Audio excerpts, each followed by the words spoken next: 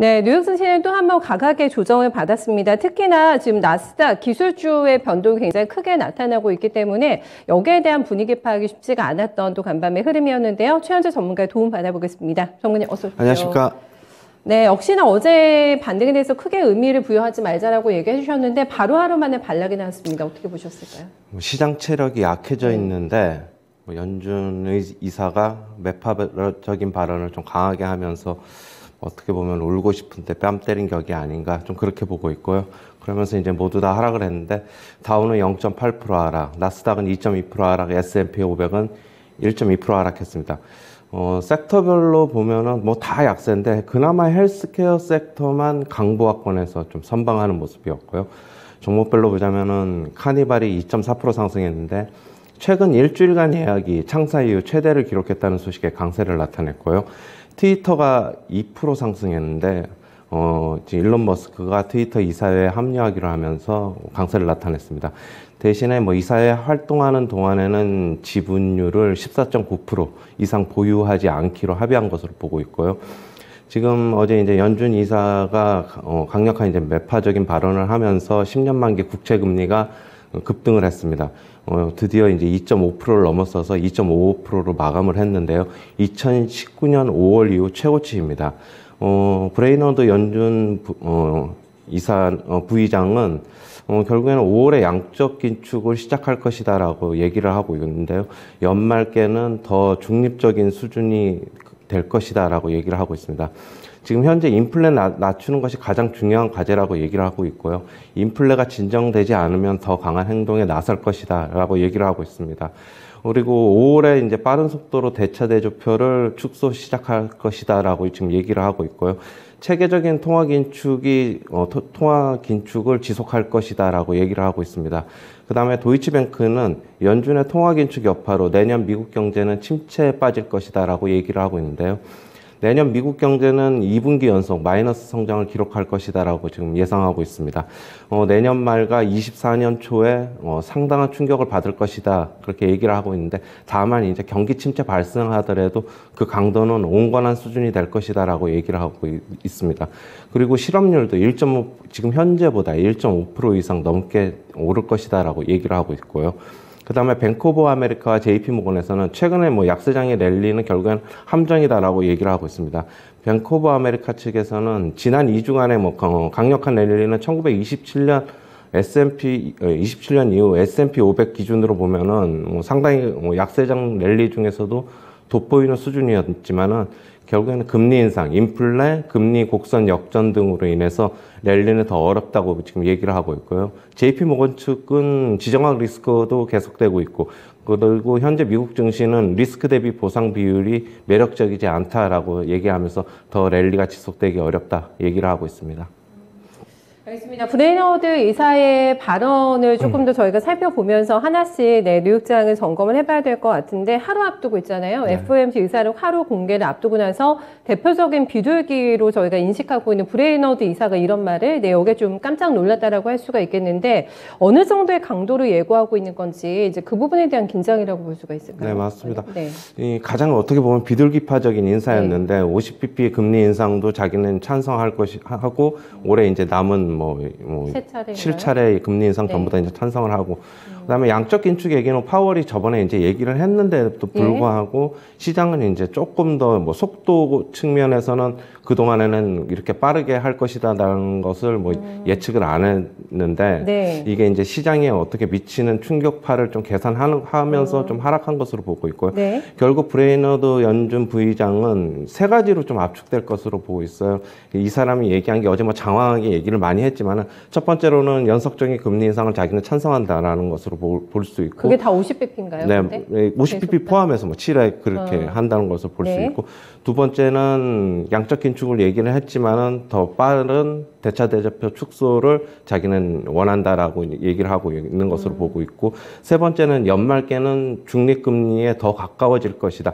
지금은 결국에는 저번에 이제 점도표상으로는 1.9를 예상했는데 연말에는 양적 긴축이 더 강하게 될 시에는 결국에는 시장 금리는 한 2.4에서 2.5가 되지 않을까 그렇게는 보고 많이 있습니다. 높아질 것 같네요. 알겠습니다. 여기서도 30년 모기지 금리를 보니까 5%를 넘어섰는데 이거는 저희가 주택시장이 침체될 수 있는 그 딱 임계점으로 보는 수치가 5%라고요. 맞습니다. 이거 찍었습니다. 모기지 금리가. 예. 뭐 주택시장은 우리나라도 이제 비슷한 건데 결국에는 모기지 금리가 오르면 주택 구입 수요는 결국에는 떨어지기 때문에 좀 그렇게 볼 수 있고, 어제 제가 이제 양적 긴축을 하는 이유는 뭐 여러 가지가 있겠지만 그 중에서 일부는 뭐 장기 금리, 즉 10년 만기 국채 금리가 어느 정도 좀 지금 금리 역전 현상이 2년물가 일어났는데 되돌려놓기 위한 이제 그런 의도도 있는 것으로 보여진다라고 얘기를 했는데 결국에는 그 의도가 뭐 맞다면은 어제는 정상적으로 반응한 것으로 보고 있고요. 2년물과 10년물이 다시 이제 10년물이 더 높아지는 이제 정상적인 과정으로 갔어요.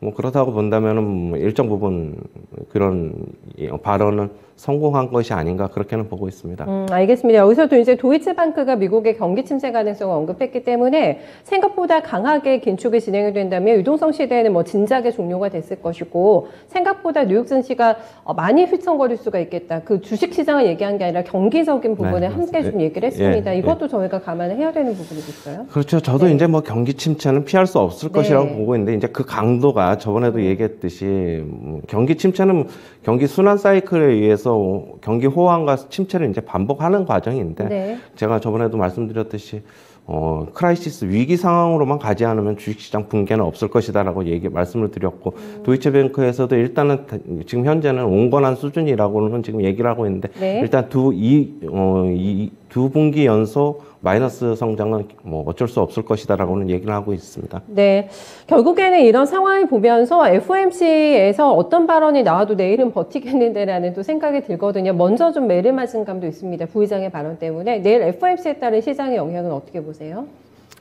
저는 이제 시장이 뭐 내일 FOMC 뭐 발언은 그다지 크게 뭐 어떻게 뭐 시장에 뭐 중립적이지만은 저는 이제 미국 시장 랠리가 이제 끝났다고 보는 입장이기 때문에 일단은 매도가 나오지 않을까, 더 나와야 된다 그렇게 이제 좀 그렇게 보고 있고요. 뭐 내일 이제 FOMC의 결국에는 뭐 결과가 이제 나올 거지만은 예전에 얘기했던 거. 뭐 그렇게 뭐 그다지 큰 추가적인 내용은 나오지 않을 것으로는 보고 있습니다. 네, 매물이 어디에서 많이 나올까요? 지금 나스닥이 너무 불안하거든요. 맞습니다. 필라델피아 반도체가 4.5% 급락했어요. 네, 맞습니다. 뭐 4.5% 급락했고 기술주는 역시 2.5% 10년 만기 국채 금리가 2.5%를 돌파하면서 더 타격을 입는 모습이었잖아요. 역시 뭐 기술주 더 빠져야 된다고 보고 있고 제가 이제 어제도 이제 뭐 빅테크 위주로 상승했기 때문에 시장 체력 오늘 좀 나머지 업종으로 그런 매수가 퍼지지 않으면 힘들다라고 말씀을 드렸는데 맞아요.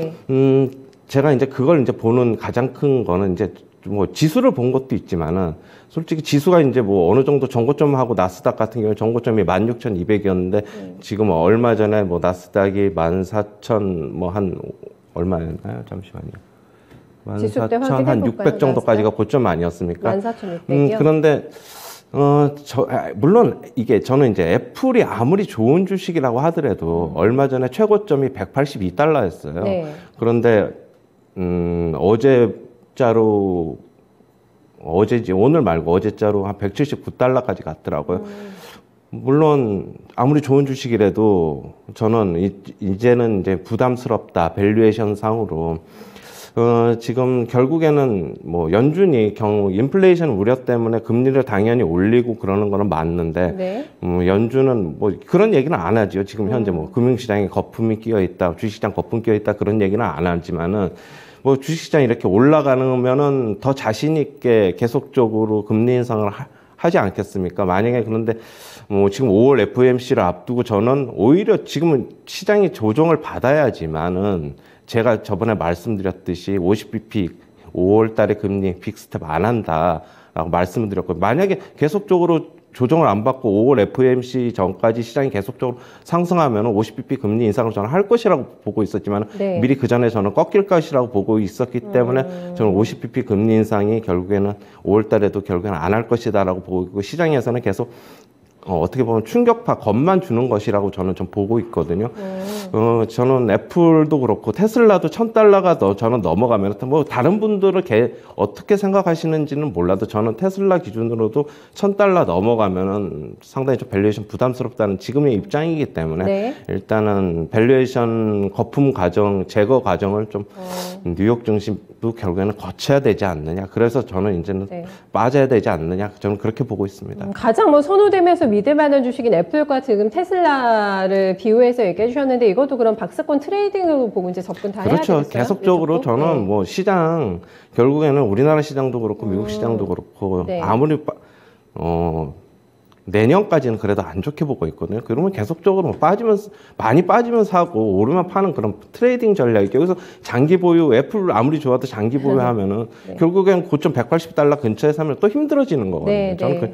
그런 식으로 저는 말씀을 드리는 겁니다. 네, 알겠습니다. 시장 굉장히 불안하잖아요. 여기에서 두 가지 섹터가 눈에 띄었죠. 헬스케어 말씀해 주셨고, 바이든 대통령과 오바마 대통령을 포옹하는 또 장면이 나왔는데, 지금 헬스케어 쪽에 대한 좀 이슈가 부각이 됐고요. 카니발이 올랐다고 말씀해 주셨는데, 다 좋았던 건 아닙니다만은, 이런 여러 가지 대외 변수에서 또 안전한 게 리오프닝 주식들이기 때문에, 두 섹터의 선방에 의미가 있다고 이제 앞으로 계속 볼 수 있을까요? 헬스케어 섹터는 항상 보면은 미국 시장에서 그러니까 지수가 급등을 할 때도 헬스케어 섹터는 오히려 뭐 소폭 강보합이나 약보합 많이는 못 오르고 네. 일부 개별 종목 재료가 붙으면 많이 오르는데 역시 시장 대비 그동안에는 또 많이 못 올랐기 때문에 어떻게 보면 선방한 것으로 보고 있고요. 네네네. 카니발은 개별적인 이슈. 다른 여행주들은 어제 뭐 그렇게 뭐 익스피디아나 이런 것들은 안 좋았어요. 카니발은 이제 뭐 최근 일주일간 예약이 뭐 아까도 얘기했듯이 창사 이후 최대를 기록했다는 그런 소식의 개별적인 강세가 네. 나타난 것을 보고 있습니다. 건강보험 강화 방안 발표가 된 거는 헬스케어 쪽에 앞으로 어떤 영향이 있을까요? 지금 바이든 대통령 수익성은 더 좋아지겠죠. 뭐 네. 더 좋아지겠는데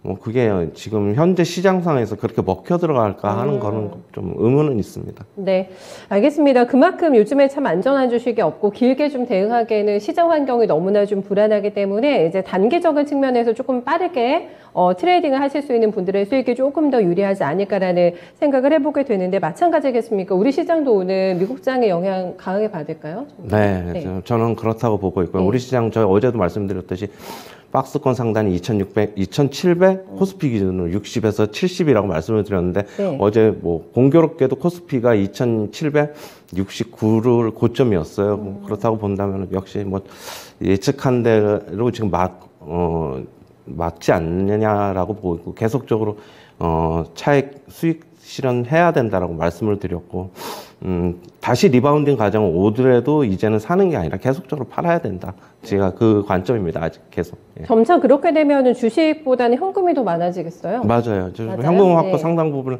해야 될 것으로 보고 있고 미국 시장 영향에서 자유롭지 않다고 보면은 조금 대비를 하셔야 될 것으로 보고 있습니다. 네, 알겠습니다. 안전한 주식을 찾아야 될 것 같고 그 중에 또 하나가 현금이 될 것 같고요. 안전 위주의 또 방어 전략 함께 건네주셨네요. 여기까지 듣겠습니다. 수고 많으셨어요. 네, 감사합니다.